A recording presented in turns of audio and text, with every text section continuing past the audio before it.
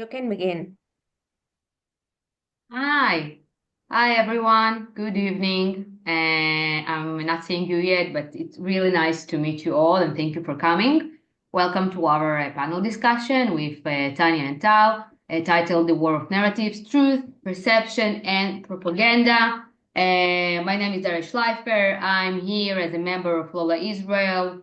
In short, I'm a political science researcher with the emphasis on post-truth and propaganda and discourse research. So I've been studying political communications for a very long time. Also, I am a PR and communication consultant. I've been working mainly with tech and finance corporations such as Google, Oracle, BCG, and such, and provided some communication strategy consultation to some civil organizations in the past 5 years.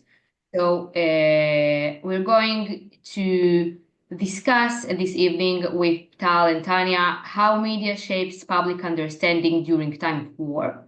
And although we're going to talk about this topic generally, we're also going to address specifically the war in Ukraine and the war in Israel. So we're going to elaborate on how narratives are constructed, how truth is communicated or distorted, and how journalists and other communicators like our guests here navigate the immense and really sometimes impossible task of speaking to the world in times of crisis. So before we just begin and we'll introduce Tania and Tal, I like to say a few words about our host organization, LOLA, the Ladies of Liberty Alliance. LOLA is a global network of independent women who are passionate about spreading ideas such as freedom and individual liberty and a free society. One of the main missions of this wonderful organization worldwide is to educate and empower women in the liberty movement and address the gender gap, leadership activism through a supportive local-based structure. So here in Israel, we are proud to have two active chapters, one in Tel Aviv and the other one in Jerusalem. Both are proudly Zionist and share a broader Lola mission of promoting freedom, individual rights, and responsibility, and of course, open and free dialogue with everyone. So this is going to be our evening, and let me introduce our incredible speakers for tonight. Tal Heinrich from Lola Israel. Tal is a journalist and a spokesperson. She previously worked as an anchor at I-24 News and served as the spokesperson for the Prime Minister Office for Foreign Media. Good to have you here, Tal. Thank you. And Tania Rak from Lola Poland. Tania is a Ukrainian journalist and freedom activist who's been actively involved in Ukraine's communication efforts since the war began. So it's so nice to have you here, and I would like you to have a moment to introduce yourselves in your own words. So, Tal, let's begin with you. Thank you for having me. For me, it's morning. As you can tell, it's 1 p.m. in the afternoon as I'm based in New York. I'm originally Israeli. I've been in New York for 7 years. I don't know if you can notice in the background, but I have a 3-month-old baby who just woke up from a nap, so he's crying, and the hormones are kicking in. So 1 year is there and 1 year is here. So I am originally a journalist. I work with evangelical audiences, with Israeli audiences, and Jewish American communities mainly. I speak on behalf of organizations like FIDF, APAC, and so forth, JNF. Jewish National Fund. But and I work for various channels, I-24 News, Trinity Broadcasting Network, and also channels in Israel. But since the October 7th Hamas invasion began on that night back in Israel, it was the morning of Saturday. Here it was a Friday night. I got the call from the Prime Minister's office to, sort of report to duty, as they say. And I took the first available flight, and I landed in Israel, and I became a spokesperson for the Office of the Prime Minister under the National Public Diplomacy Directorate. And from the Central Command, where we have a bureau and a studio, we gave hundreds of interviews to foreign media. We were a team of like 3 or 4 people at a time. So we gave hundreds of interviews to foreign media outlets and daily briefings as they do in the White House. Wow, wow. Thank you. Actually, I have a 3-year-old baby too. So A 3-month like old? 3 months? 3 months Oh, old. amazing. Yeah. Okay, you're doing Actually, much better today than he's me. going to be 4 months old, but it's the same. It's really the same. Mine with his grandparents. So I'm more free person than you for this evening. Thank you, Tanya. Please, we'll like to hear about you from you.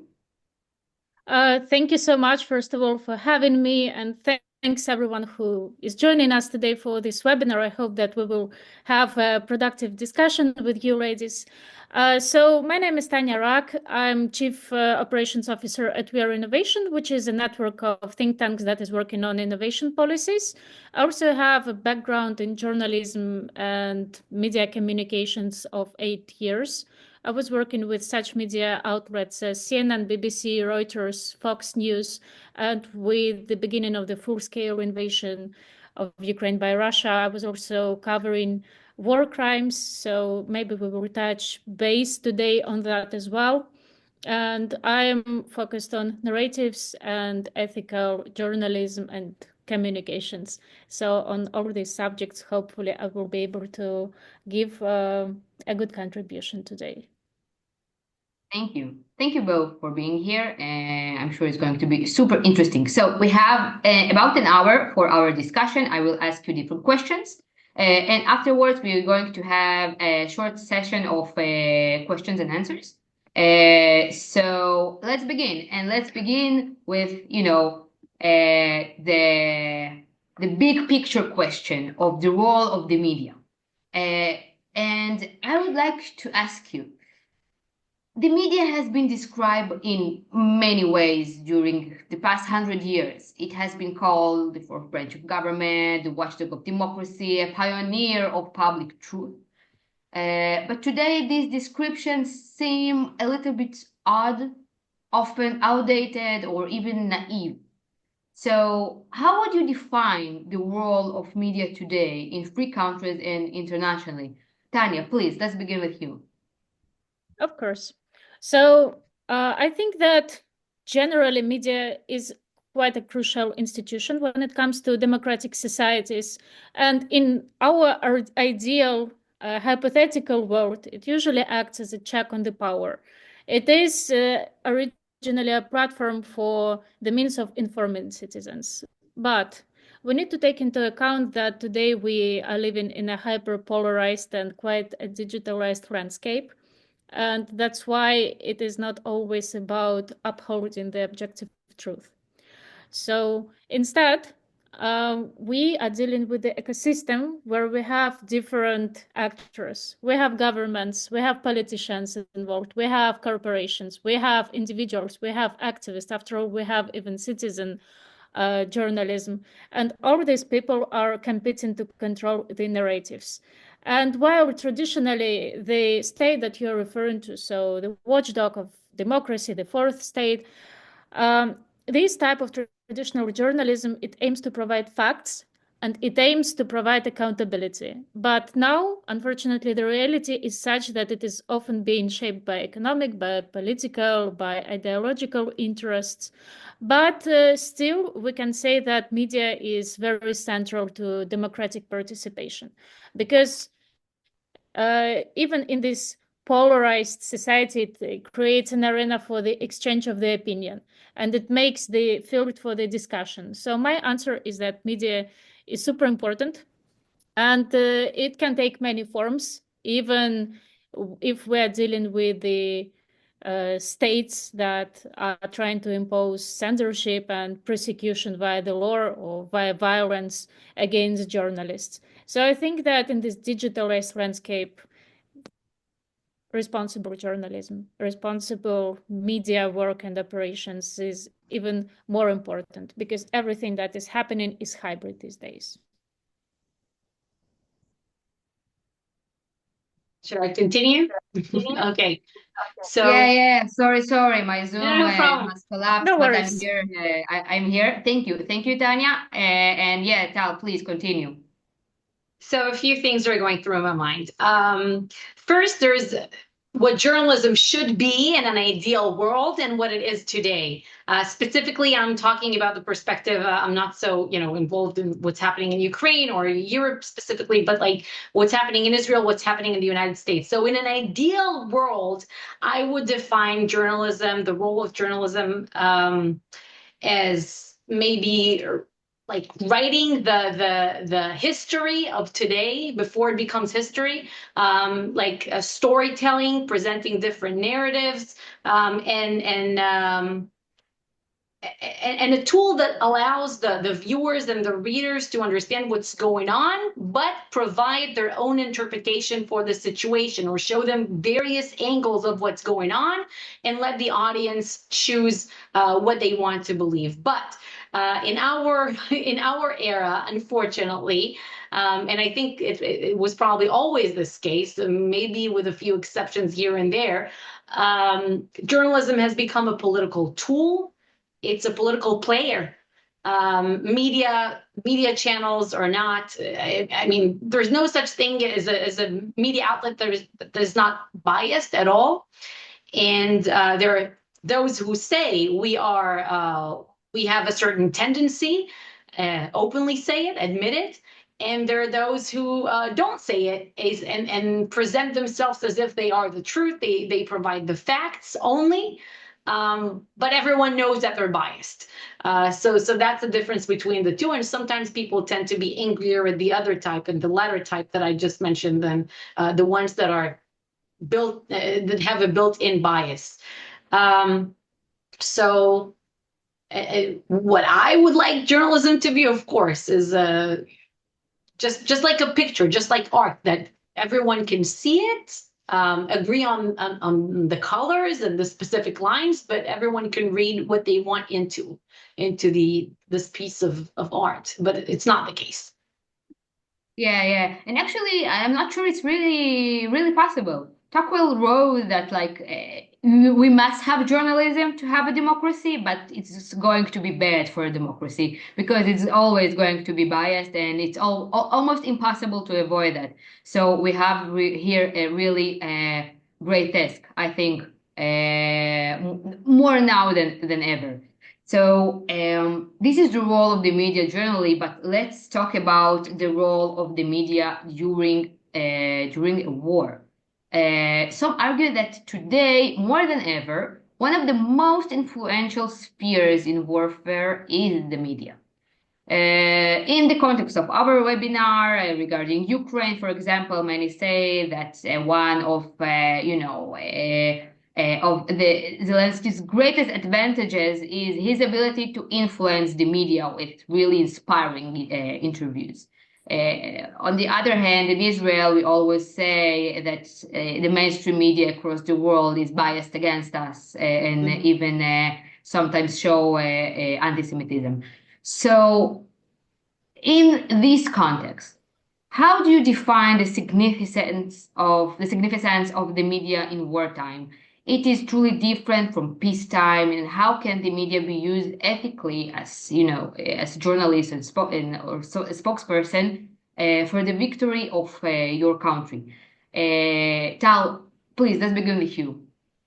I don't believe that the role of journalism in wartime should be any different. Maybe it's more pressing, more urgent than in wartime, in peacetime rather. I think it should be pretty much the same to bring various voices, to provide perspective, and to give background to the ones watching and listening about the specific conflict that's going on and what's at stake for them, what's at stake for the fighting sides. So that's, I think, maybe the urgency and the time element to it is, and of course the risk there is a risk if we're talking about reporting from a conflict zone. But to what you said earlier, I always say it's very known that Israelis very much feel that the world media, global media is biased against them in the conflict, the way they present the narrative, with more focus on the Palestinian side. I'll say two interesting things here. I know that if there's one thing that Israelis and Palestinians agree about, I think, is that both sides believe that world media is biased against them. I mean, it may be surprising, but I see it on the other side too. And there's something that I always tell Israelis when, and rightfully so, by the way, they have this feeling that the media is biased against them, that the way Israel is portrayed in world media is just the way as the Israeli media, for example, is reporting about American politics. So I see this, very one-sided. So the way the media, again, the mainstream media in Israel is reporting about world politics, American politics, is very much equivalent of what the world media reports about the conflict in Israel. It's quite surprising.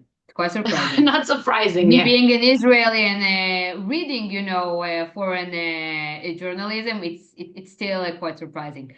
Tanya, what do you think?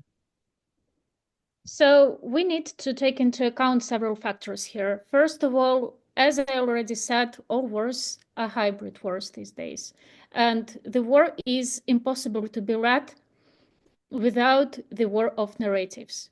So we need to take that into account when we receive any news. Does not matter which side we are standing on, we need to take everything with a grasp of salt, So when it comes to journalism in times of war, first of all, when we are talking about the narratives, how do we disseminate the narratives from propaganda? Of course, when we are talking about the narratives and setting them, the narrative is basically how you are portraying something, the story, I don't know, how you are labeling the subject, but it becomes propaganda when you have a specific target goal and target aim. And you need to understand that when we are talking about the war of narratives, of course, each side will be promoting their own narrative. And there are two sides here, because from one side, if we are talking about the responsible and ethical journalism, independent journalism, we need to focus on avoiding bias, we need to focus on fact-checking, we need to verify no information. And personally, me as a journalist, I pay lots of attention in case if I am about to report on some issues, especially, like practically speaking, when I was doing the project together with my colleagues, I was reporting on war crimes in eastern Ukraine, particularly when it was coming to the blockade of my native city. I'm from Mariupol, this is eastern Ukraine. So I had to double check the numbers, sources, check out the information so that it is trustworthy. But then at the same time, we're dealing with an issue when it comes to war censorship. And of course, there are regulations from the International Convention, which prevents media from bias and forbids the censorship. But then there is also the point of how to build a system for the ethical self-regulation. And each journalist is going through the self-regulation. And then there is also the certain alignment in times of war. And I think that it is unavoidable. So, for example, since the beginning of war in Ukraine, they started a unified telemarathon with the news. And there are two sides of it, because from one side, of course, media should be in the alignment with official government position, which means that, of course, the idea of promoting Ukraine being a sovereign state that needed independency, the state that did not start the war, all these kind of things, of course, they should be aligned with the general agenda. But then, of course, it creates a gray zone, because then there are certain things that can be censored. There is also an issue that focusing only on war agenda means that there are some domestic issues that might be not highlighted, while it is also important, and then a broad part of population stays without this information and these updates. And then the question is how the journalists and editorial boards of different media avoid this bias, avoid misinformation. So here I was really thinking about how to regulate it, and I really think that it these days is about the personal responsibility of the journalist, of the media. Uh, and I think that if a person wants to be a professional, an ethical professional, then fact check, verify, and just do not spread the bias. And also, Daria, as you mentioned Zelensky and him having an advantage and ability to influence the media worldwide and having all these inspiring interviews. Yes, definitely he is skillful when it comes to public speaking because of his background. But there is also a big power behind that. For example, United 24 platform. Recently, I had a webinar with a person who was working in their communications, and I think that honestly, they're doing an amazing job because war has been going on for 3 years. During 3 years, it is so easy to get off the international agenda because world is so big and all the time something is happening in this world. So they need to spread the ideas of Ukraine in a non-aggressive way so that people, foreigners, who can be tired from hearing about war that even does not grab them, frankly speaking, because they do not deal with the consequences. They do not live in this context, and no one can blame people for that. It's actually how it should be. But it is important to communicate why Ukraine is standing for the democratic values, why it is important to protect peace, which consequences this war can have for the global geopolitical context. And when I was talking to people from United 24, I was also asking them, how do you manage to communicate these things? And they were saying that they were trying to build a kind of the rough mark. And this is a very interesting approach because it was not, uh, an aggressive way. It was not about just debunking the narratives of the political opponent and the aggressor, but it was more from the perspective like, hey, this is our country, this is what we represent, this is what we stand for, these are the places that you can visit, this is the food that you can try, these are the brands that you can support. And I think that it makes people much more connected in that sense. Yeah, but we will touch base on that further. Sorry if I was talking for too No, much. it's interesting. No, it was really interesting. And you mentioned censorship and it's like we all think we're the goodies, of course. And I think we have a strong case like we are the goodies, Ukraine and Israel with either context. But it's not the reality. The reality is not black and white. Of course, there are some problematic things about Israel and there are some problematic things about Ukraine. And some reports may harm our narrative. Not the propaganda maybe, but our narrative. During your career, I don't know, with career activity, during, this war in Ukraine, Tanya, did you have, any report that, I don't know, you wasn't so sure if you should publish? Maybe it will reshape the narrative too much. Maybe it's not understandable enough, or maybe it only will like harm Ukraine. Well, speaking of these practices, of course, generally, when I publish something on social media, I always think how it can be perceived. And this is my general advice and my general take to all who attend this webinar today. People watch your social media and watch what you are posting much more than you might think about it.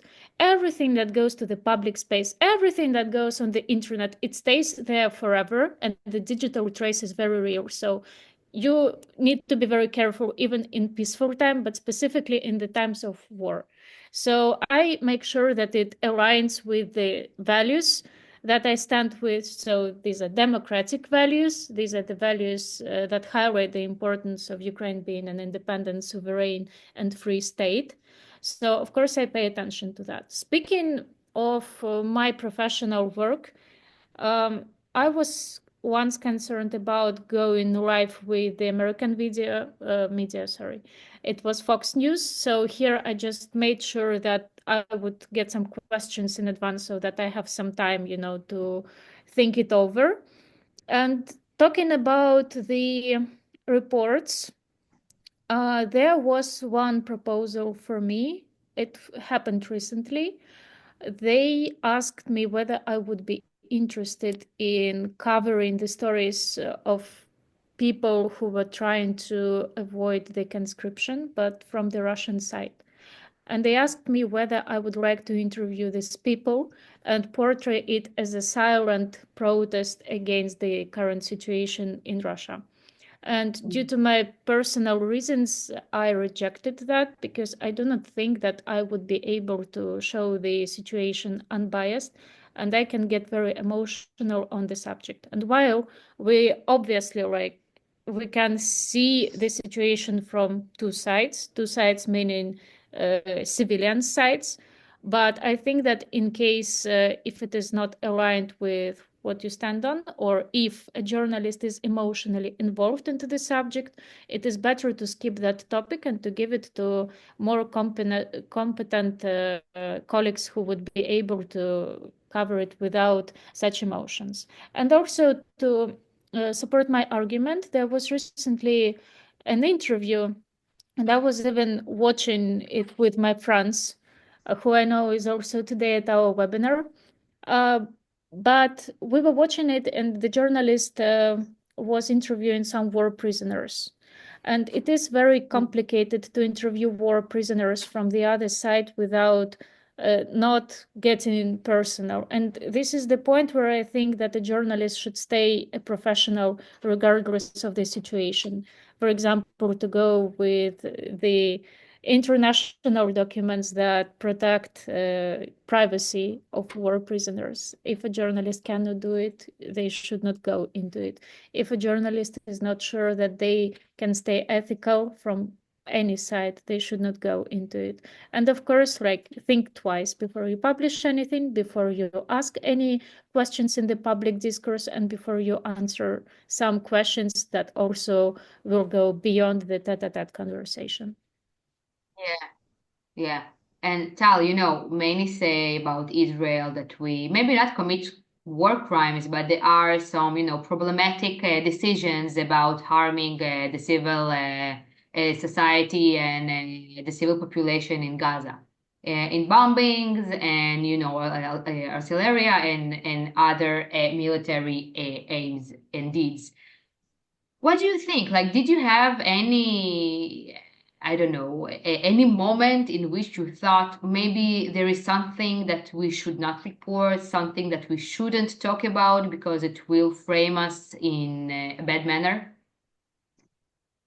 So I'll try to answer it. I think my answer applies both as a journalist and as a spokesperson, although there's there's a major difference in the way that I would have communicated this story as I learned after I became a spokesperson. So during the war, I can say that I've encountered this question time and again.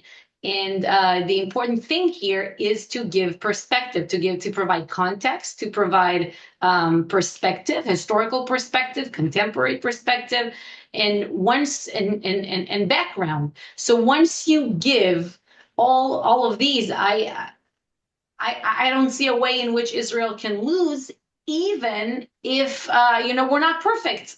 And I always ask, one time I was on set at Sky News in London, and I asked I was asked this question, and then I elaborated on what happened in a specific incident, and the anchor asked me, but this is what Israel is doing. You look at the numbers. I'm telling her, but what's the benchmark? Are you judging us through perfection? And then she snapped at me and she said, I'm asking the questions here. But seriously, what's the benchmark? Of course, wars are terrible. And in every war, you'll see casualties. You'll see civilian casualties. You'll see awful, terrible, tragic mistakes. And I always point out that there are tragic mistakes, not only to our enemy, not only that that we hurt, for example, civilians when we tried to bring down Hamas murderers, Hamas terrorists in a specific location where they were hiding among population, but also sometimes we see terrible, tragic mistakes happening to our forces. If it's our hostages in Gaza, unfortunately, and we admitted to a very, very tragic incident, if you remember, in the beginning of the war, a few months rather after the war began, when IDF troops accidentally thought that 3 of our hostages were a threat in Gaza, and they shot them down. But it's awful. It's awful. But mistakes happen during war. So when you put these things together and you provide a broader perspective, and you show what other militaries have done, you bring information from the IDF spokesperson unit on exactly what are the different scenarios that were available to our forces at the time of the specific incident, what are the ammunitions, the considerations, the different measures that were taken to mitigate civilian suffering, then I know that we're on the good side of things. Also looking at the numbers. Yeah, and well, and you mentioned, providing context in order to tell our story. And I wanted to ask you both about the competing narratives and propaganda. Well, I don't want to talk about propaganda as propaganda. Let's just speak for the sake of, our discussion about competing narratives without like deciding beforehand which of one is true, even though we know what's the truth and what's false. But like people out there not who do not aware of the details, don't know whether what's the history between the Jews and the Arabs in the land of Israel. They don't know about the history between Ukraine and Russia. I see some people here in Israel even think sometimes that well, maybe Russians are really scared of Ukraine. Maybe it's just like a legitimate fear because they don't know the context, and the historical context is so important in order to understand what's happening during both wars and actually every war worldwide. So, Tanya, let's begin with you. Communicate the narrative of Ukraine, the context of the war. How do you communicate history when we always talk, about the present? So there are a few things that I would mention here. First of all, we can see how easily the narratives shift. And for example, after the meeting of Trump and Zelensky, we could see a very rapid shift of the narrative. If we go on social media these days, and I was monitoring Facebook, I was monitoring X, former Twitter, in the few days after that meeting happened. And I could see how lots of users started supporting the end of the war, but not in a way of just doing the ceasefire, but literally the tweets, the comments, the Facebook posts were something like, yeah, I do not care about whether Ukraine exists or not at this point. Our taxes are going, blah, blah, blah, blah, blah. And lots of people were skipping the historical context. And let's put on the top that each propaganda, each narrative that is being supported by influential people, by social media influencers, by people of authority, these narratives are much easier to be spreaded. So if we look at what Elon Musk started posting, and personally I have so many questions to this person and so few answers, lots of people just started to support the ideas that he was posting. And it's not like these people will go on, I don't know, Wikipedia. It's not like they will go and read the history textbooks. They live on the absolutely different part of the globe. And when I was in the US, I was also talking to some colleagues, to some people who I was meeting throughout my work trip. And sometimes they did not even know whether war was going on or not. And I cannot blame these people, but this creates the window for explanation and communication. A few things that I think are necessary to communicate. First of all, it is necessary to engage respected international thought leaders, those people who can be the best advocates for the country, for the narrative. When it comes to Ukraine, for example, United 24 has international spokespeople who advocate for Ukraine. This is important because then people can relate more, because these are people from their context, from their informational bubble, and they think, okay, I do not know much, but if this person is saying something, then That should be true for those who are lazy to do the fact checking. Another thing is that there should be lots of content that is able to counterfeit the propaganda. So it can be short form videos because people have a very short attention span, documentaries, first-hand accounts that can go viral. Their response should be very rapid. If to take a look how Ukrainian media and sources that support pro-Ukrainian narratives were reacting at the meeting of Zelensky and Trump, for example, the statement like the simplest, like, why are you not wearing this suit? Their response was immediate, literally 30 minutes after the recording went public, media reacted. This is what we say about the engagement in rapid response. Time acts against you if you do not speak. This is applied to war state, but I think that this is something that we can also apply into real life. If there is some injustice and you do not speak that it is unjustful, people will think that you are silent because you are silent for a reason. And this reason is that you are being ashamed of something. The truth is that you are just wasting time when you do not act upon some situation. So that's one thing. Another thing is that I think it is necessary to have a human-centered storytelling. Facts, they do matter, but stories is something that usually moves people. So to counter propaganda and to do this ethically, it is very important to expose the inconsistencies in enemy narratives rather than creating counter propaganda. Truth is a very powerful tool when it is being used effectively. And another thing, you need to do the fact-checking numbers. For example, in Trump's speech about the amount of military aid that was provided by the US, and he was exaggerating the numbers. It was so easily to fact-check.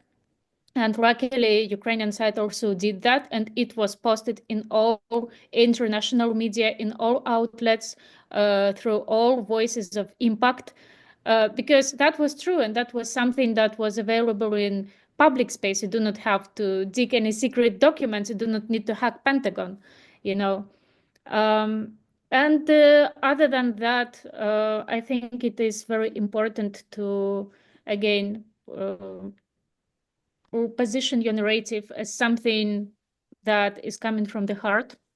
So with Ukraine, I mentioned that before. You do not need to be aggressive, but instead, what if you position your values as a love mark, your country as a love mark, your narrative as a love mark, because people resonate with it a lot. Yeah, thank you. Well, I think Israel is facing like a little bit of other difficulties.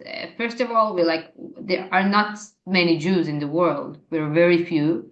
And we have billions of people, of Muslims and Arabs who shape the narrative and can control all the social media without votes, like with only with the people themselves. And of course, we have this bias, and we have like this fashion of being anti-Zionist on campuses and in mainstream media. How as a spokesman, a spokeswoman, as a journalist out there, and again, with the knowledge of what's happening in Israel, how do we face this? How can we promote our narrative, our story? Okay, so first, I think I need to redefine the challenge here, because you sort of touched on it, but it didn't go deep enough. Because I agree with you, it's a game of numbers first, but it's also a game of closing the ranks, I would say, and pushing the same narrative, simplifying the narrative. The problem that Israel has in this conflict, not only specifically this war, but I'm talking about the Israeli-Palestinian conflict, is that very wisely, the Palestinians have closed the ranks between themselves and their supporters around the world, or rather Israel haters around the world. And they always push a very, very simple narrative that you can boil down to one simple sentence. Jews came after the Holocaust. They conquered the land that wasn't theirs. They kicked everyone out, killed people, and established their own country. That's it. That's the entire Palestinian story in one simple line. Now, when it comes to Israel, because of everything, all the parameters that you just mentioned, Jews, different opinions, diaspora, Israelis, and so forth. And many generations, by the way, we're 3,000 years old nation. Our story is not so simple. And even if it is, because our story has a book, a very old book to it, we're not unified enough. You're not united. I shouldn't say unified. We're not united because I don't want, we don't need conformity. We need unity. It's a difference. We're not united enough to agree on the same narrative, our same story, and push it outward. So when people oftentimes ask me about the challenges of, explaining Israel to the world, I say, well, first, I think it goes inwards, not only outwards, the challenge of it, explaining us to ourselves. Because when I sit with some of my friends in Tel Aviv, for example, they don't know how to tell our story to themselves. So if you can't tell it to yourself and agree upon very basic things, it makes it more so challenging, to push it outward. So I think that's the number one problem that we have. And of course, the narrative that Palestinians are pushing is a lie. It's not true. It's not true historically. It's not true geographically. It's not, if you look at the history of the land, the book that we have, the evidence that we have, and not even morally, it's not truth. And I will say it. I will just one thing that just got me thinking, because we are at this forum now of women, people who support liberty, I can compare it to this. It's always easier to push, the communist socialist dream, everyone's happy, everyone gets what they need, the state gives you everything, everyone's equal, everyone's the same, nobody's different, we're all happy, right?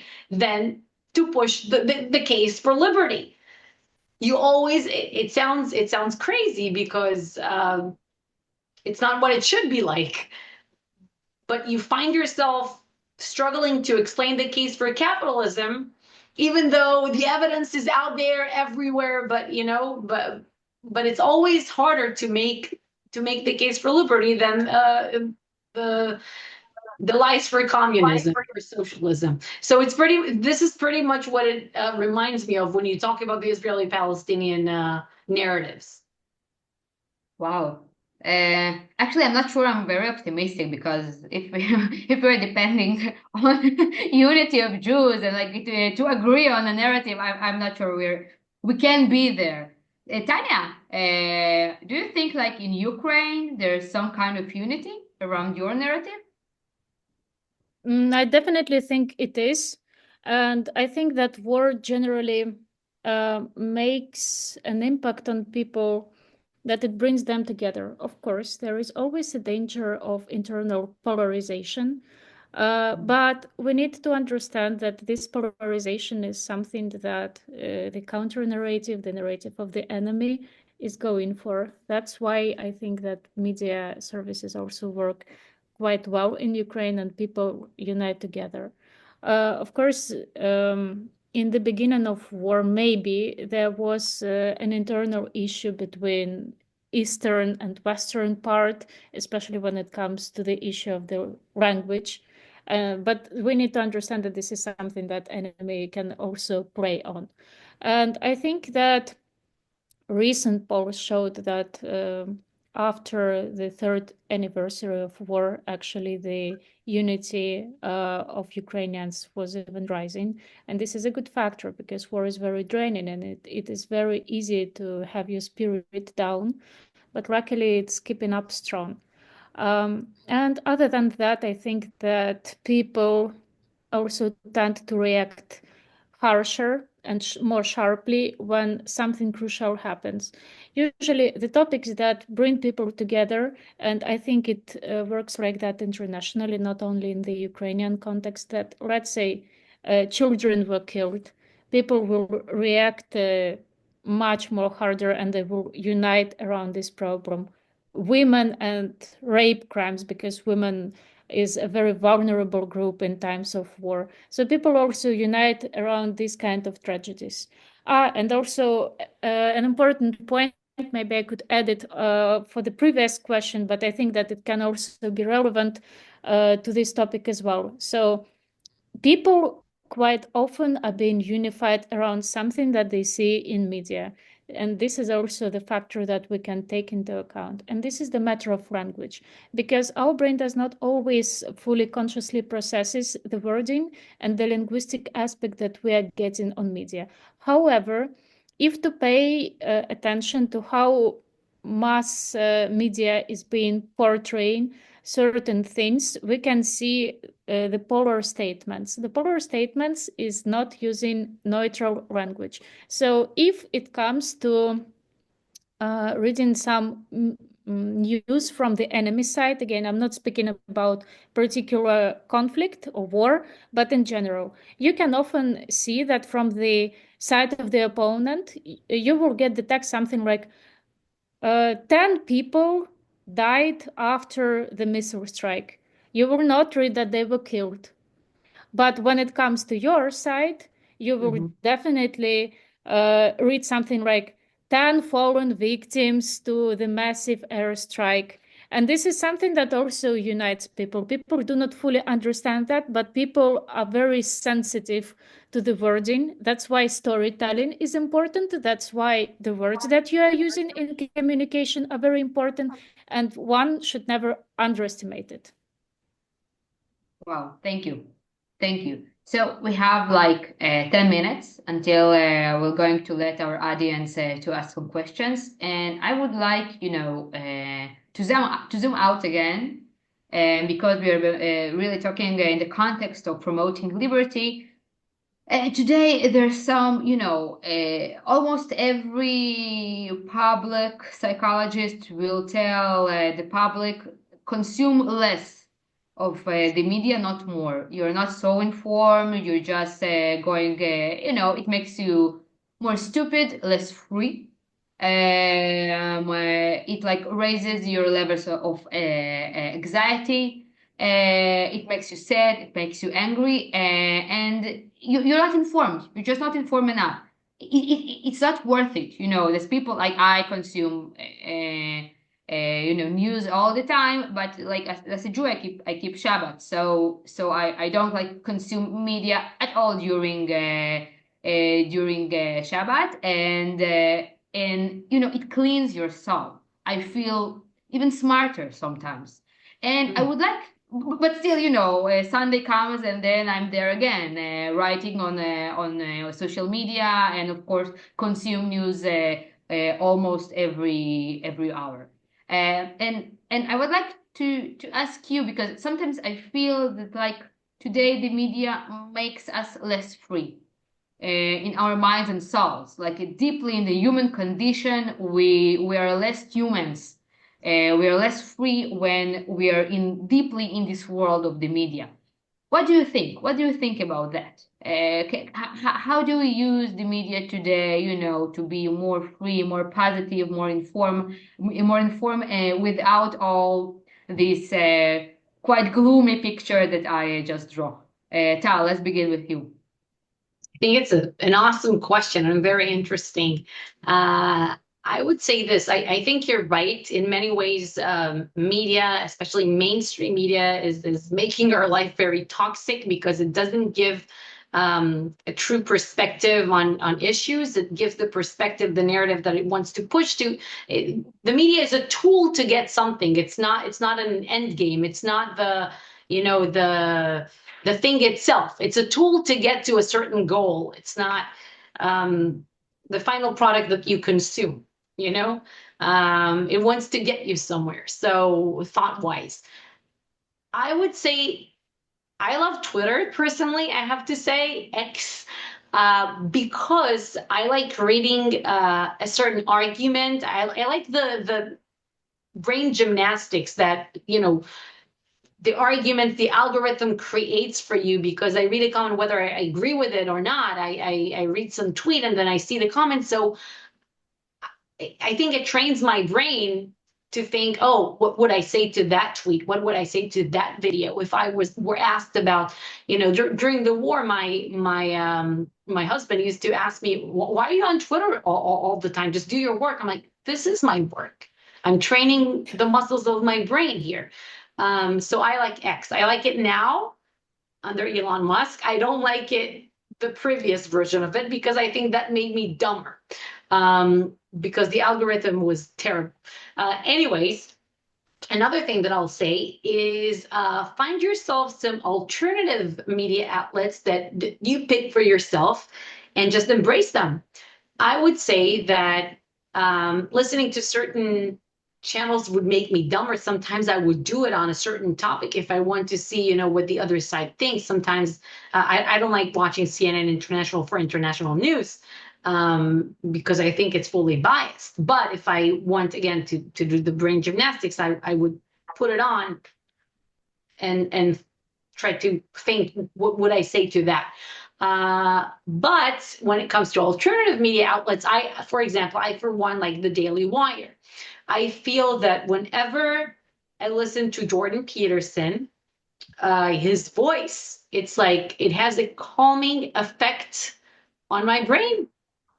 I just walk with a baby stroller on the Hudson Boardwalk, and it has an effect of good feeling. Suddenly something is quiet within you. I don't know how to describe it in a different way, but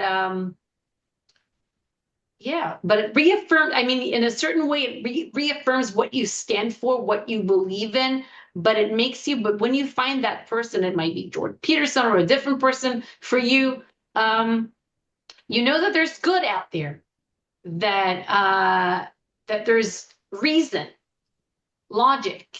That works for me. Yeah, actually, an interesting thought, because you mentioned that like under Elon Musk, you like Twitter better, and then you mentioned Peterson, and it makes me think that maybe short content is not the best content, because Peterson is not short. He doesn't tweet like short tweets or short, messages. It's really complex. No. You can people may not agree, and it's okay, of course, but it's really complex. And I think today Twitter is not about short tweets. It's about very long posts mostly. Oh, that's true. And perhaps, I don't know, I just like, you made me think about that. Like maybe as, people who work and operate in the landscape of media, perhaps we should come back to the classic, long, articulated articles, and not like really shorts or tweets. Tanya, what do you think like about the general question of media and freedom and the media, and like make us more informed? How can we use the media to be more informed and more free?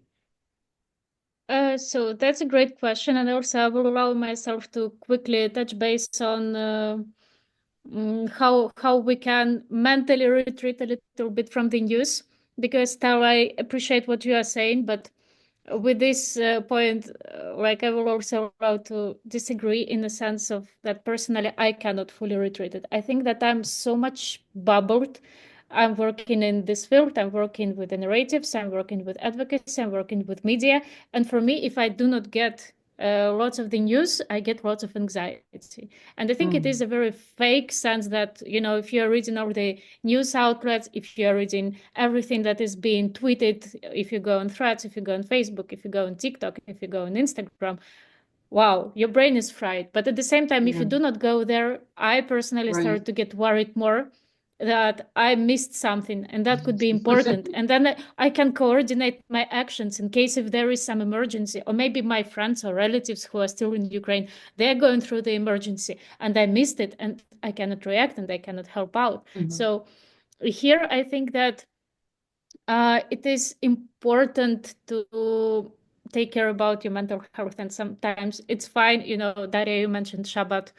I prefer bed rotting, but I think it is necessary because like you need to take care about your mental health, and you cannot post 24/7 about everything. And for alternative media, like I also follow Daily Wire, I follow Pirate Wire, I follow Morning Brew, I do things on Substack, on Reddit, God bless it.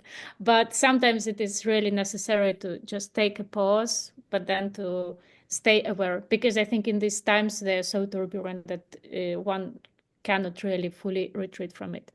And speaking about the freedom, I think that media should encourage critical thinking, because media literacy education should be definitely widespread.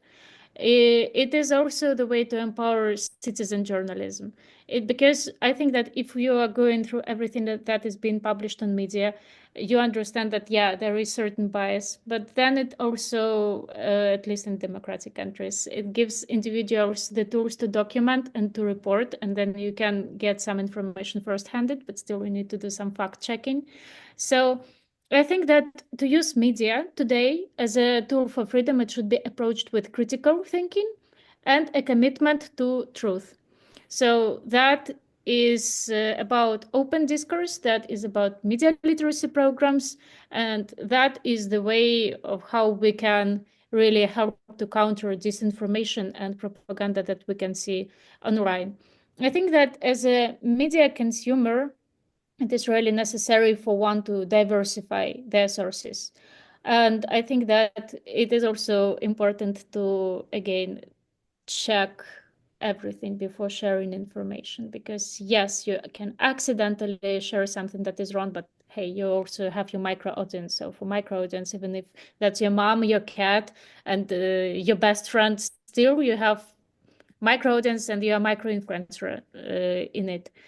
And what is also important, and that goes both for media freedom and also emotional involvement and emotional burnout from media, you need to remain skeptical of emotionally charged narratives, because this is the aim of these narratives. And as much as skeptical you can stay, the more cold mind you have, and the more cold mind you have, the more objectives you can find in any information that you can find on the internet. And also, speaking of fact-checking and media freedom, actually, when I was preparing to our conversation today, I have some tools that from time to time I use to parse some data. So basically, if you want to fact check, or if you just like to stalk on the internet, that's also a thing. You can use these tools. I will drop to the chat, and maybe they will be useful to our audience. I will drop it. Yeah. Great. Wow. Thank you. Thank you so much, Tal and Tanya. It was like very, very insightful. But I think each topic here we can discuss it for hours, and the role of the media, and many terms that we use, such as truth and freedom and such. I think they're not stable anymore. We are in times of rethinking about what these terms mean, what our role in the new postmodern structure of the media means. And I think the war and the battlefield, our times are disturbed, and we have many thinking to do about how to speak, how to consume other stories, how to tell our story, and how to survive. Like all of these discussion, like we're being bombed and killed and fighting. So it's really dramatic times, and thank you so much for having this conversation. It was really insightful, very meaningful, at least for me, but I'm sure for everyone else in here. So I would like to start with some questions, because Tal has a baby who is not with his grandparents. Please raise your hand if you want to ask a question, or write your question in the chat if you rather to ask by writing. And first, like, people want to address a question to Tal, because she has duties as a mother. I see that somebody already typed in two questions. Constantine, I can take this one if you want. So Constantine is asking, it is very easy to present the situation as a conflict between the easily adoptable Palestinian narrative and the more complicated Israeli one. However, as Spinoza stated, quote, when you stay alone, it is important for you to know who are you staying with. Don't you think it is very problematic to sell the today's Israel since it looks more and more as a religious autocracy?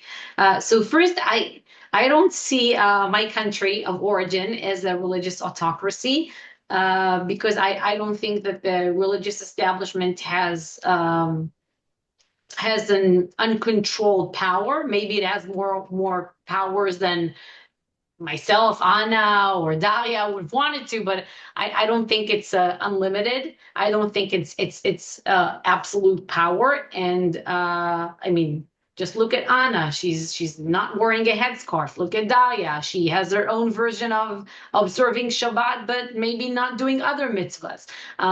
So we are at the stage where everyone can pick and choose.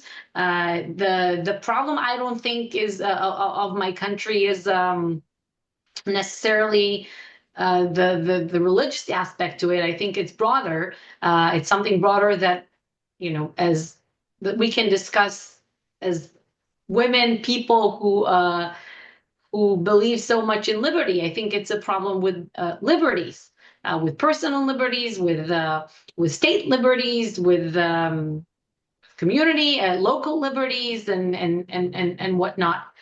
So it's not just an issue to focus on. You have to look at it at a bigger perspective, and that's part of a narrative that it's being pushed out there. It's not the face of everything. It's like saying, you know, you talk about France as a Muslim country. No, France is France. It has a problem with Islamists, but it's not you know, a religious autocracy because it has some crazy Islamists as a rising problem, rising threat within it. So that's the way I see it. But there are people with different interests that would like Israel to be portrayed as a religious autocracy out there to make the case for other things as well. Actually, I would want to add one more thing here, because like it's I think it's just this question may be an example for Israel's, you know, bias. I'm not sure that this question is biased, but in the discourse, because Hamas is an extremely religious autocracy, like much more than the most Orthodox in Israel today. So I think like when we face this question, and I think it's a good question because we have this, you know, this question of our regime and our identity, religious identity as well as a state and as a country. But I think that like perhaps it may be more difficult, as Tal said. But again, Hamas is an extremely religious autocracy and plus a terrorist organization, and still like we must to explain why we are the democracy here. I think the Palestinian narrative that's being pushed is not of a religious, not even of a religious conflict. Rather, I just tweeted out today that Palestinism is a political movement. It's a political movement with a religious element to it, but it's a political movement. It's not an ethnicity. It's not anything else. It's just a political movement, the way I see it.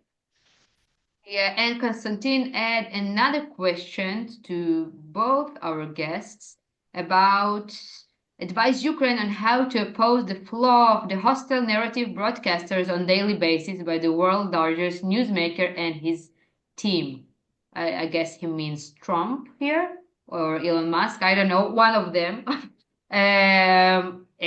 So Tal, like because you need to go, let's begin with you, and then we move to Tanya's answer to that. I think Tanya is better to answer the question about Ukraine, but I think she already somewhat touched on it with personal human stories, but also that ones that provide perspective and background. That's the way I see it. And lots of fact checking, admitting mistakes, and admitting or hard truths, I would say, even if they're difficult. So that's the best way. And one thing that works for me, by the way, always, if you want to move the needle one way or another, I think the best way to do it is through an intellectual debate. Because in an intellectual debate, you can see both arguments and like decide for yourself. And it's much better than the very superficial debate and arguments that you oftentimes find online on social media. So if you have a debate that is organized on a stage that is being amplified, pushed, YouTube and whatnot on TV, then I think that's the best way. Thank you. Tania, what do you think?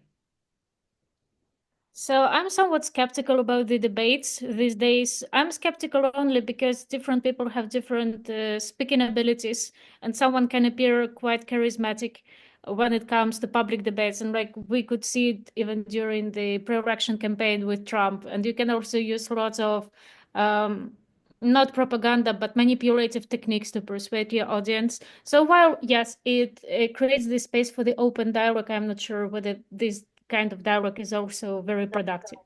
You could also see the meeting of Trump and Zelensky and having a few people being on the other side and also somewhat psychologically attacking another person and asking questions that have nothing to do with the subject of the discussion. I also do not think that it is productive by any chances or means. But getting back to the question, how exactly to oppose the flow of the hostile narrative, I think that few things. You need to be in line in the narratives that you were already following, and you need to be persistent with that. Democracy, sovereignty, human dignity. These are universal values that are important to people all over the world, and Ukraine stands for that. Another thing is that you need to find people who do care. And these people should also be of influence. If to pay attention how the situation after the meeting in Washington was going on, you could also see the reaction of the global leaders. Sorry to interrupt, just Tal needs to leave because, well, with all the reason. Of course. Tal, thank you so much. much. It was a pleasure talking to you. Thank you. Thank you. So informative, Tatiana. We'll do it again. Thank you. Goodbye, everyone. Bye. Thank you. We will continue our discussion with Tania. And by the way, if you have some questions about Israel, the Israeli media landscape, you can ask me. I'm not Tal, but I do have some maybe interesting insights to provide for you. So please, Tania, do you want to continue or to move on to another question? I will quickly finish and we can move on. So basically, you need to be in line with what you are telling to the audience. And of course, people who have money, people who have the audience, you need to understand that counterattack will be quite persistent. But again, it does not last forever. Narratives shift, social attitudes shift, and you need to work with, first of all, with the groups who is your biggest and most loyal supporters, because they will talk in favor of your narratives. That's logical. But another thing is that you need to identify what are the most hostile narratives and how exactly you can counteract towards them. If it is misinformation, like with the case of the US aid, and I do not underestimate, I think that all Ukrainians are very grateful for the aid that was provided. But if you can fact check the amount of money, for example, that was sent, you can put it in the public discourse. If we're speaking about the illegitimacy of Zelensky presidency, there is the official information that was issued by parliament, and the amount of the support is quite high among the representatives of the parliament, and that can be found on the official government sources. So if one wants to fact check it, it is also very easily to be done so. So I'm just giving the examples, but you need to identify the core issues that is being used, and you need to be persistent in how you oppose that. I hope that I answered question. And Konstantin, thank you so much. I think it's a very important question that you raised. Yeah, it's a great question. I see that Julia has raised her hand. So let's open her mic. Yeah, So hi everybody. I'm so sorry, my connection is kind of weak because I'm traveling, so I will not switch on the video. I had a impression about the relations between Ukraine and Israel, although they have so much in common, that I wanted to share with you and maybe ask you if you had the same feelings and what you think about it. So basically, from my perspective, I noticed that they really didn't. Maybe at the governmental level stood for each other as I was thinking it was the best thing to do, you know? Maybe especially because United States government split and decided that it was worthy to stand for a cause instead of the other one. But uh, I felt like instead of taking everything that was coming, the bad things that were coming to both countries, and put them somehow on the same balance, on the same level of the balance, were not truly appreciated by the general public. For example, the same narrative that there are some rebels that want some land took aside that they're just for real marionettes of bigger powers. For example, separatists, they're just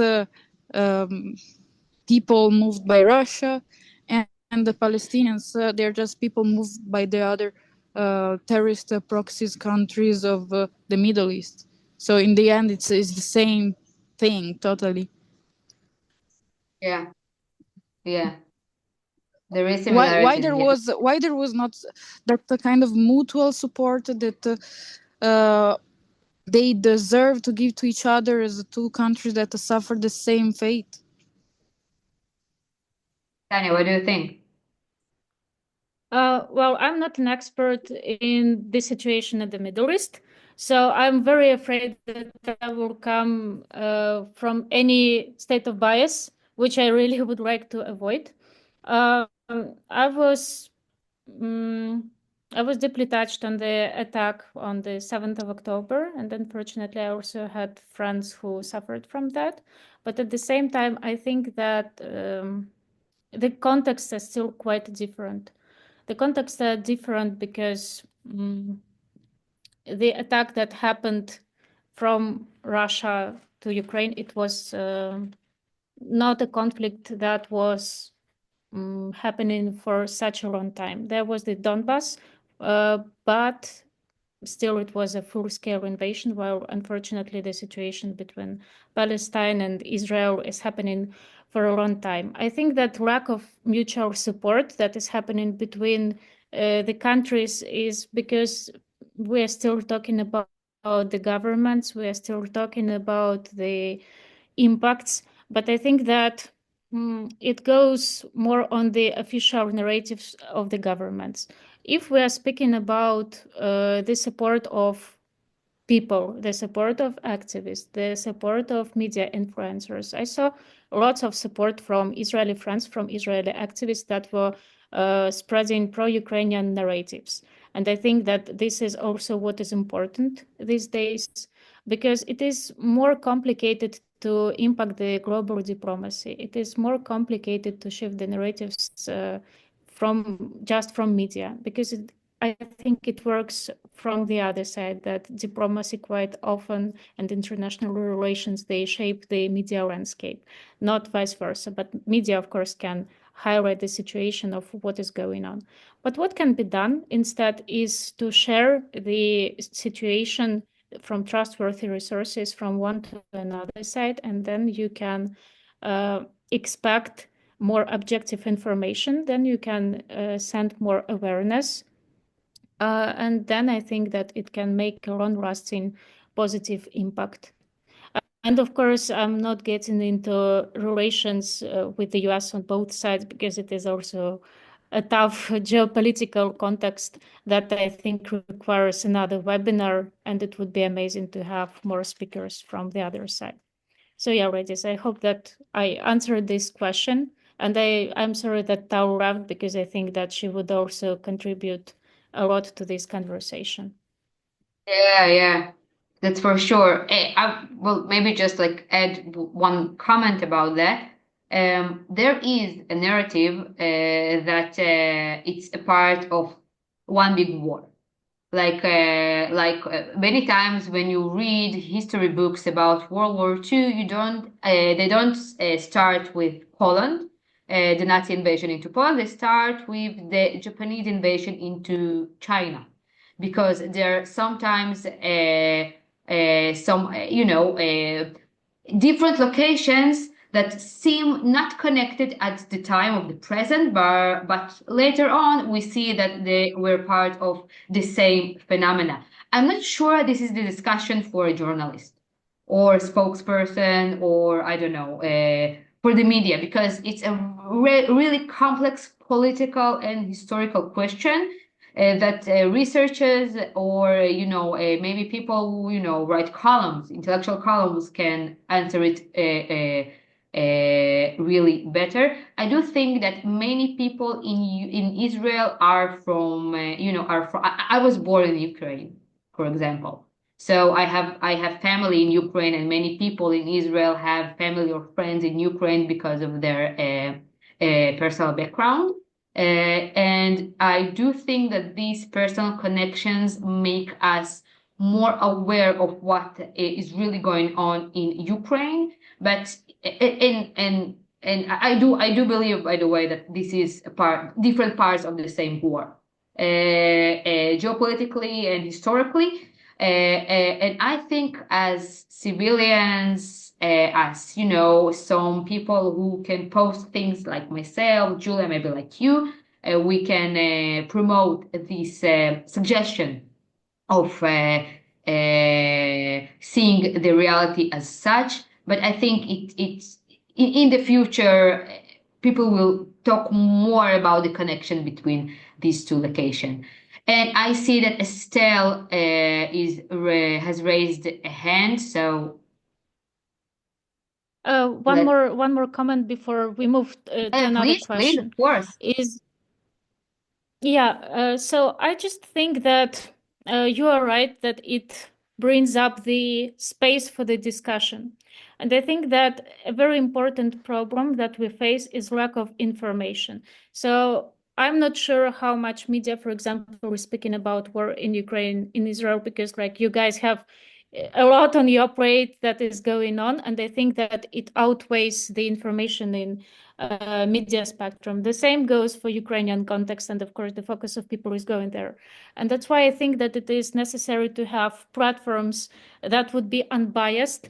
So like, for example, with this kind of webinar, it's not like a huge broadcast for millions of people, but there are people who do care about the future of their countries, the free future, the peaceful future, and that creates the hub of the discussions. And I think that if this kind of initiatives were taken on a bigger scale, that would allow people to stay more informed, and the more people are staying informed, the easier it is to understand the context of any war, whether we are talking about Israel or Ukraine. And then only if the majority of people stay aware, then consequent steps could get done in order to better the situation, I think. And it is important. So again, that's amazing that we have this opportunity today. Thank you. So let's. Thank you so much, Tania. And by the way, give me a ring later. Don't vanish. Oh, I need to go because I have a commitment. But Julia, it's a pleasure to hear you. We did not talk for a little while with you, so let's catch up this weekend. Absolutely, with pleasure. But do you have time for one last question? Yeah, but I need to run in like 5-10 minutes. So just let's let Estelle ask, and then we will close the discussion. Mm-hmm. Estelle? Hi, can you hear me? Yeah. Yeah. Oh, great. I'm very impressed with this chat show, and that the journalists are willing to make themselves vulnerable to the general public. So thank you for that. My question was basically, I haven't been so in tune with everything that's happened in Ukraine, but I have sympathy for what's happening there. Hello? Yes, yes, we can hear you. Okay, I don't know why my camera doesn't want to open. Anyway, so forgive that. I don't know why I was on it, but it's gone off and it just says not available. My big Okay, but we can question. hear you. I went to Jewish school. I taught Jewish kids. I'm not a Jew myself, but I have a lot of sympathy for them and for the state of Israel. I think that what Hamas has done is absolutely despicable, and I cannot understand that people cannot see it in that light. However, my biggest concern is not only for the getting the hostages out of there, but also what would be the continued plight of Israel if they should ever even have not Hamas, but have any Muslim group on their border for their safety. Because, I mean, can they forever defend themselves in such a small space with all the military power available?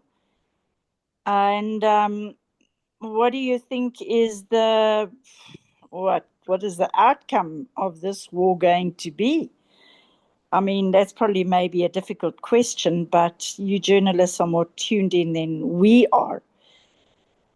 And then I was also wondering if you could give more feedback. I did send the questions about how do you know whether a news station is reliable or not, as far as truth is concerned? Some of them are very obviously propaganda. Great question. Yeah, but you have to have a little bit of what do you say, a mind, that analytical mind, And if they don't condemn what is right or wrong, then I think you can't trust them. So those are my questions. Yeah, so Tania, please, what do you think?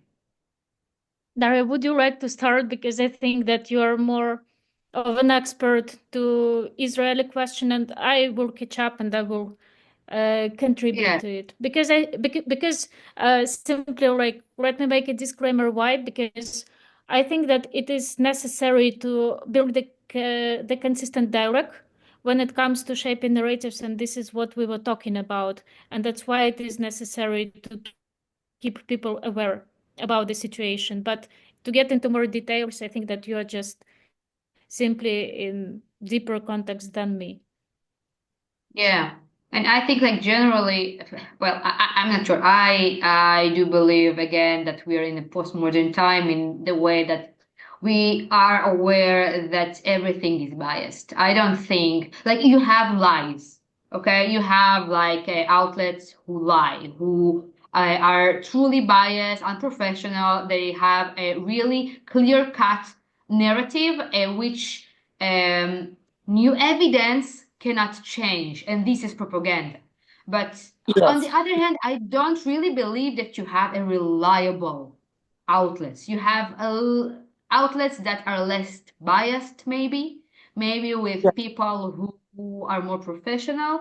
But I think if we want to be smart regarding Israel, Hamas, regarding Ukraine, regarding every topic from a financial topic to political topic to cultural topic, we must consume different, serious, modest, like without the extreme of abusement of the language, outlets. And I think this is the only way, and it's a really annoying way, because to read different perspectives is really annoying because you don't know what reality is. And I think that in this postmodern time, the human condition is that we must learn how to live with the fact that we cannot really know what the reality is. We only have some impression about what it is, and we would like to collect the most reliable, the most described data that is available, and to hope for the best. I feel you're being a little vague, because surely when you vague, because this is vague. This is vague. I think reality is vague, and it will be vague, and it's a horrible condition to live with. But I think we don't have really any other choice here. Oh, well, I'm talking as what's the point of following news then? I mean, it's like I'm wasting my time. Well, because without news, I think I will just say it in one sentence, and Tanya, then I would like to hear what you think. Without news, we will know nothing. We will live in a lie, and living in a lie or in some nothingness, it's worse than being confused. So, Tanya, please, what do you think? Yeah. So here I would say the following. I do not think that we can really get in depth into some information. Like we cannot get access to the secret documents that like Pentagon records that will be leaked in 50, 70 years, this type of stuff. But at the same time, from my perspective, I'm on the contrary. And again, I might speak more from Russian-Ukrainian perspective, but I think that to Israeli context, it is somewhat can be applied. For me, I do prefer to read the two sides, because for me, then in my head, it enhances the critical thinking. Because yes, I agree with Daria, for example, that you cannot take something as a very objective reality. You can take as the objective reality maybe facts, but how do you know that these facts are correct? Like, how do you know that the data, that the numbers that is being put online and is available for the public space is correct from any side? Because historically speaking, if you look even at the number of victims in any war, in any armed conflict from both sides, there will be like less losses on your side, more losses on the opponent's side, and then you cannot trust this information. But I can give the example here about how I was checking the news before the beginning of war in Ukraine. I was checking Russian media. I was checking Ukrainian media. I was checking American media. And then in my head, I could get somewhere in between and understand more or less how the situation will look like. I think that it's not only about postmodern times, but I think that it was always like that. Now we just have more access to informational sources that we can check out, and that creates more confusion because we do not understand which kind of thing is more reliable, which kind of developments we can expect, because you can go and you will listen to one military analyst, and this analyst says, oh, this opponent will fall tomorrow, and another analyst will say the contrary statement. And then if you do not sit that much in the context, and again, like, I'm not a military analyst, I'm more on the journal side, I correct facts and I put it in a readable text and I'm talking to people. But still, more or less, you can stay aware then. And I think that it is really necessary. It is very draining to read all these sources. You have such a brain fog. You have, excuse me, yeah, it creates, excuse my language, but a mind fuck. But I think it is still necessary to do it at least from time to time, so that at least in your head you understand how to perceive the information. And also, what is important, I think that sometimes you need to ask your friends, maybe friends who are in the war zone. I remember the time when I had some questions regarding the situation in Israel. And I remember that, Anna, we had a call with you, and we were on the call like for 2 hours because I really had questions that I did not understand because I was out of context and I did not have the available resources. And Anna was very kind to explain me certain things. And I was explaining my concerns because something from media was getting me. Anna was explaining me, and the same I would apply to Russian-Ukrainian context, that if you have questions, ask, or if a person is not credible enough, like, I do not claim myself to be an expert in absolutely everything, but I will guide to people who may know things better than me, or at least I will say like, hey, this is this source. Do your search and then come up to your own conclusions, because I also personally I wouldn't like to spread any Yes. bias. Yeah. So yeah, I Thank hope you. I Thank you, answered. Tanya. And from I understand you need to go. So thank you so Yeah. much. Yes. It was really insightful. Estelle, thank you for the great questions. And for the rest of our participants, Anna would like to say some words. So please stay with us for a couple of minutes. Mhm. Tanya, thank you. Thank you. Bye. Thank you very much. Thank you for having me. Thank you, Thank you. Dania. Bye. You spoke Bye. very well. Yeah. So Anna, Hi, please. everybody. So I was thinking about what Tal said about how complicated to explain the history content, because you have to, sorry, the Israeli content, but you have to explain the history from the beginning. You have to explain the all content. And it's a little bit more complicated than the Palestinian side. And that reminds me, as a libertarian, how to explain libertarianism to other people, especially if they tend to be socialists. This is exactly the same thing, because you will never convince a person in 5 minute talk to become libertarian. Being libertarian and libertarianism idea is very complicated. You have to explain the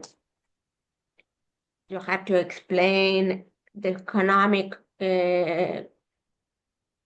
history. You have to explain the economic concept, the thinking, the causality, the result. You need to explain. You need like hours, and it's complicated. So I think it's exactly the same thing, and that's why a lot of people perceive libertarian as the very egoistic people, as the bad guys, while socialists are like teddy bears, they're care bears, they're all about solidarity.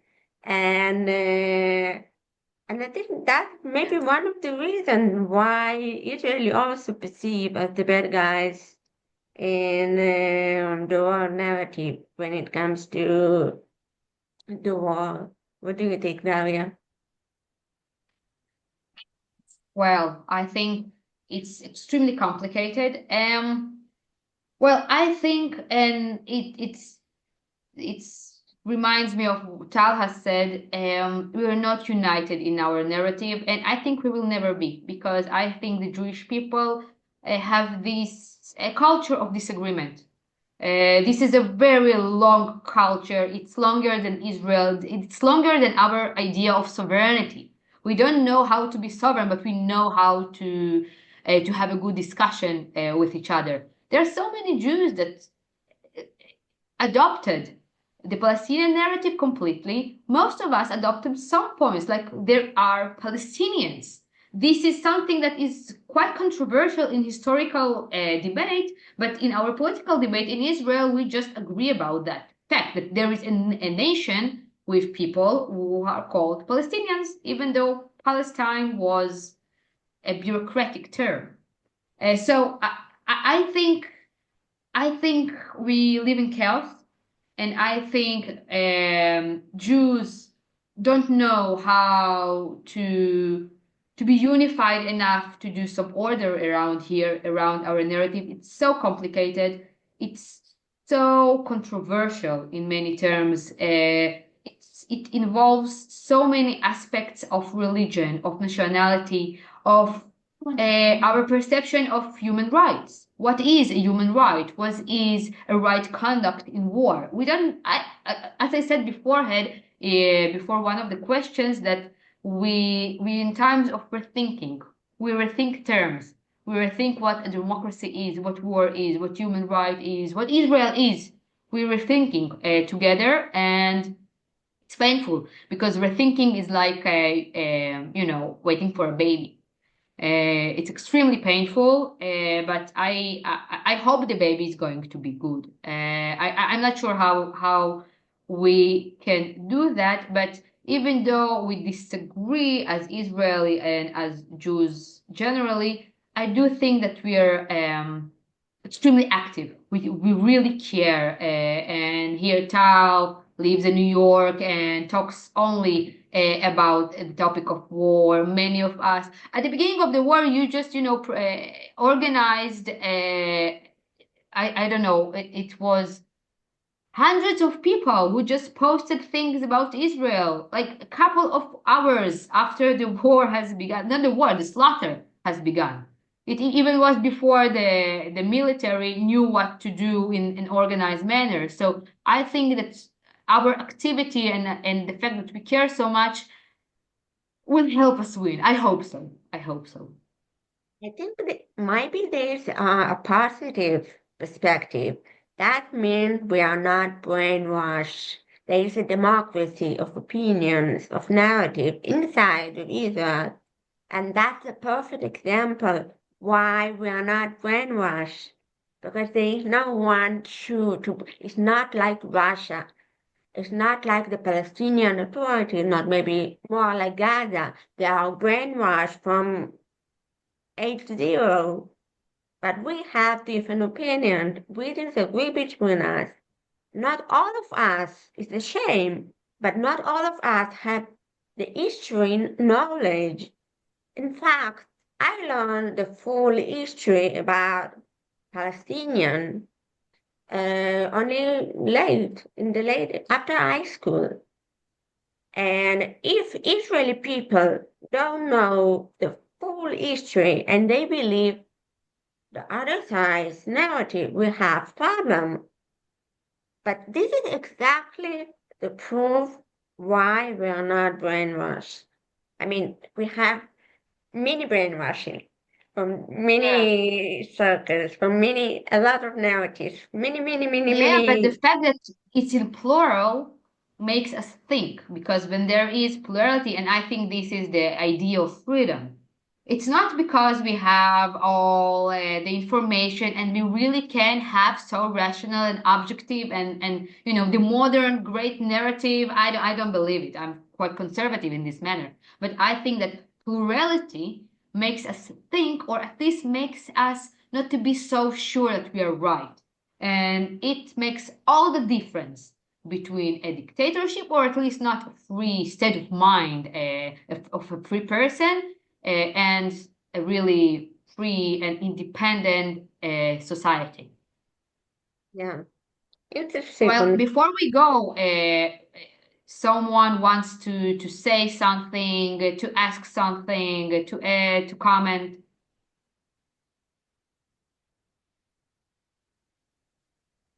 Well, it was, I think, a very interesting discussion. Anna, thank you so much for these words. I think it's really interesting. And I think we have a broader picture here. How do we communicate very complicated but extremely, maybe the most important concept of our lives as Zionists who want to promote freedom, and of course, on the Ukrainian side, pro-Ukrainian sovereignty and independence who want to promote individual and national freedom. Thank you. Thank you to all of you. Thank you for your questions. And I hope to see you in the next events of Lola. Thank you. Thank you. Bye bye.